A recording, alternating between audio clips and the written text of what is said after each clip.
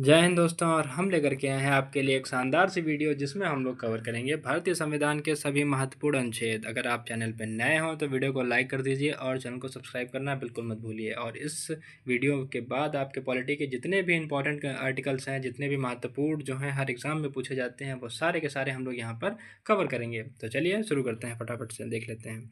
पहले हम लोग पढ़ेंगे, सबसे पहला टॉपिक है हमारा फंडामेंटल राइट यानी कि मौलिक अधिकार। तो इसमें जो भी इंपॉर्टेंट आर्टिकल हैं जो हर एग्जाम में पूछे जाते हैं सब कवर करेंगे हम लोग। देखिए, पहला है आर्टिकल 12 जिसमें दिया गया है डेफिनेशन ऑफ स्टेट यानी कि राज्य की भाषा। आर्टिकल 12 में क्या है? राज्य की भाषा। आर्टिकल 12 में राज्य की भाषा की बात की गई है। अगला है आर्टिकल 13 जिसमें किसकी बात की गई है? मूल अधिकारों से असंगत कानून। मूल अधिकारों से असंगत कानून यानी कि law of inconsistent with fundamental right. ये किसमें क्या कहा गया है? आर्टिकल 13 में कहा गया है। आर्टिकल 14 की बात करते हैं जिसमें बात की गई है कानून के समक्ष समानता की।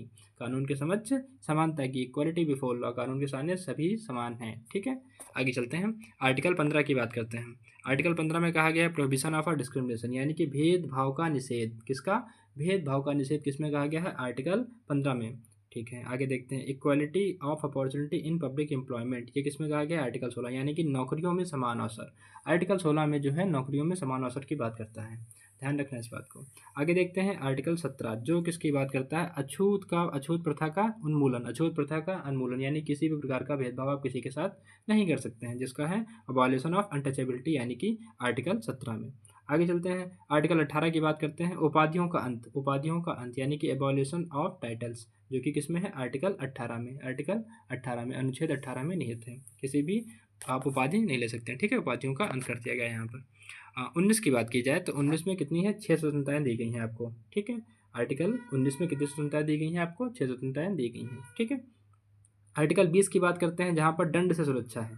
Protection in respect of a conviction. ठीक है, protection in respect of a conviction, दंड से सुरक्षा की बात किसमें की गई है? अनुच्छेद 20 में की गई है।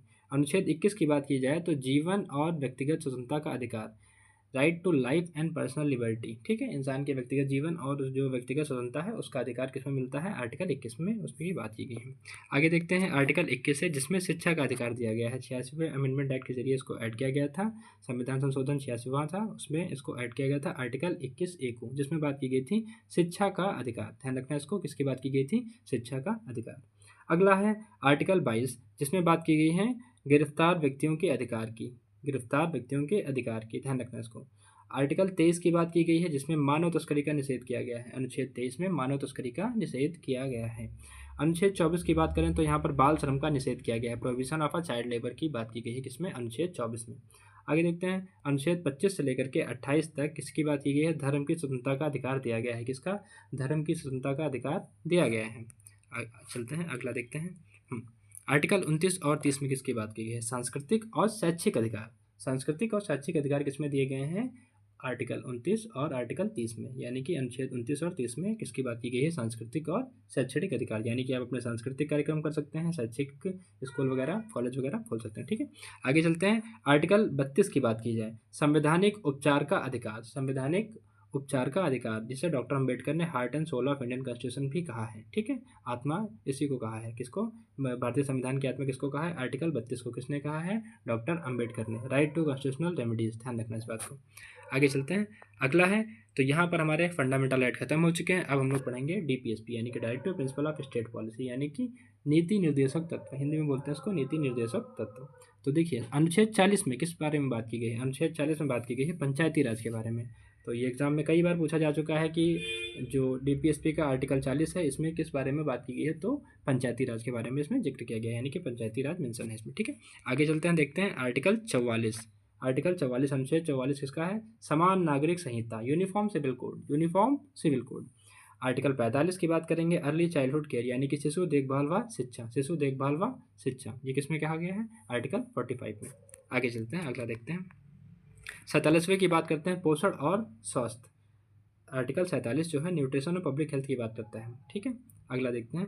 फंडामेंटल ड्यूटीज़ की बात करते हैं जिसमें आर्टिकल 51A जो मौलिक कर्तव्य की बात करते हैं। ये जो इंपॉर्टेंट है वही हम लोग कवर कर रहे हैं, जो हर एग्जाम में पूछे जाते हैं। ठीक है, आगे देखते हैं। अगला है union and state executive legislature, यानी कि संघ और राज्य के जो एग्जीक्यूटिव के जो इंपॉर्टेंट आर्टिकल हैं उन सभी को हम लोग यहाँ पर कवर करेंगे। संघ और राज्य संबंधित जो भी इंपॉर्टेंट आर्टिकल है सब यहाँ पर कवर करेंगे। देखिए यहाँ पर है अनुच्छेद 52 की बात की गई जिसमें भारत के राष्ट्रपति की बात की गई है। फिर अनुच्छेद 61 की बात की गई है, उसमें महाभियोग है, इम्पीचमेंट ऑफ प्रेसिडेंट का। तो पहले प्रेसिडेंट का जिक्र किसमें है, आर्टिकल 52 में। फिर 61 में क्या किया गया है, इम्पीचमेंट इनका यानी कि महाभियोग है। और 63 में क्या बात की गई है, उपराष्ट्रपति। 63 में किसकी बात की गई है, उपराष्ट्रपति की। ठीक है, ध्यान रखना इनको, इंपॉर्टेंट है, हर एग्जाम में अक्सर पूछ ही लिए जाते हैं। आर्टिकल 74 और 75 किसमें की बात की गई है, मंत्रिपरिषद और प्रधानमंत्री की बात करता है। आर्टिकल 74 75 प्रधानमंत्री और मंत्री। ठीक है, और 76 की बात की जाए तो महाधिवक्ता अटॉर्नी जनरल की बात की गई है। और 79 की बात की गई है जिसमें क्या है, पार्लियामेंट संसद के बारे में जिक्र है आर्टिकल 79 में। ठीक है, और आर्टिकल 80 यानी कि अनुच्छेद 80 में किसकी बात की गई है, राज्यसभा की संरचना की। राज्यसभा का कंपोजिशन किसमें है, आर्टिकल 80 में। ठीक है, ध्यान रखना इसको। आगे चलते हैं, अगला इंपॉर्टेंट है आर्टिकल 81 जिसमें लोकसभा के कंपोजन की बात की गई है। 80 में राज्यसभा और 81 में लोकसभा की संरचना की बात की गई है। 93 में स्पीकर और डिप्टी स्पीकर की बात की गई है। लोकसभा और अध्यक्ष व उपाध्यक्ष के बारे में यहाँ पर बात की गई है।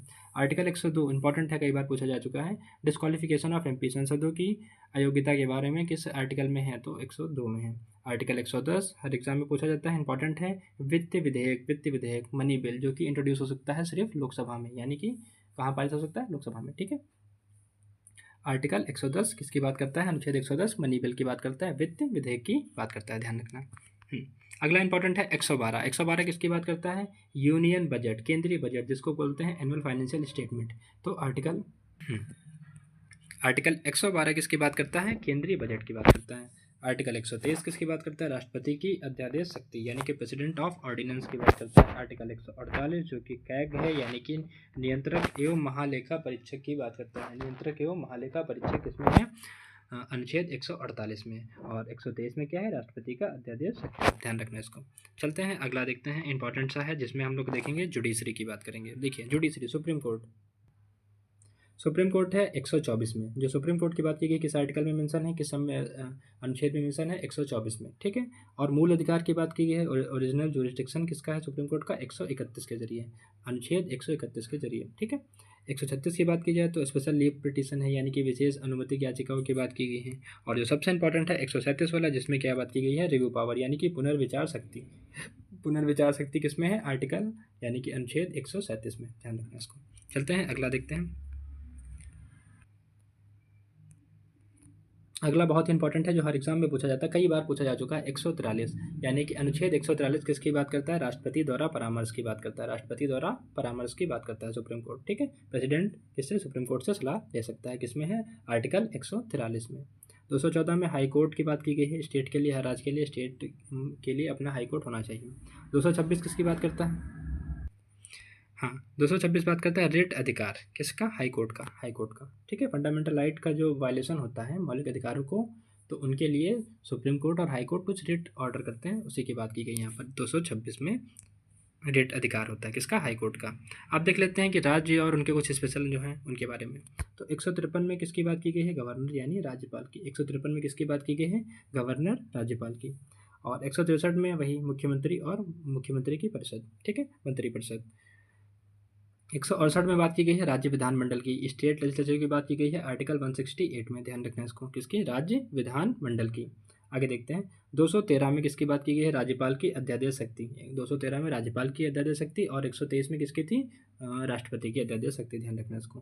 पंचायती राज संस्थाएं बहुत इंपॉर्टेंट आर्टिकल है, कई बार पूछा जा चुका है, हर एग्जाम में पूछा जाता है। तो 243 के किसके बारे में बात करता है, तो पंचायती राज संस्थाओं के बारे में बात करता है। ठीक है, आर्टिकल 280 संविधान 200 मतलब जो अनुच्छेद 280 है वो किसके बारे में बात करता है, फाइनेंस कमीशन यानी कि वित्त आयोग के बारे में बात करता है। वित्त आयोग किसमें है, तो 280 अनुच्छेद में मेंशन किया गया है। ठीक है, ध्यान रखना इसको, वित्त आयोग 280।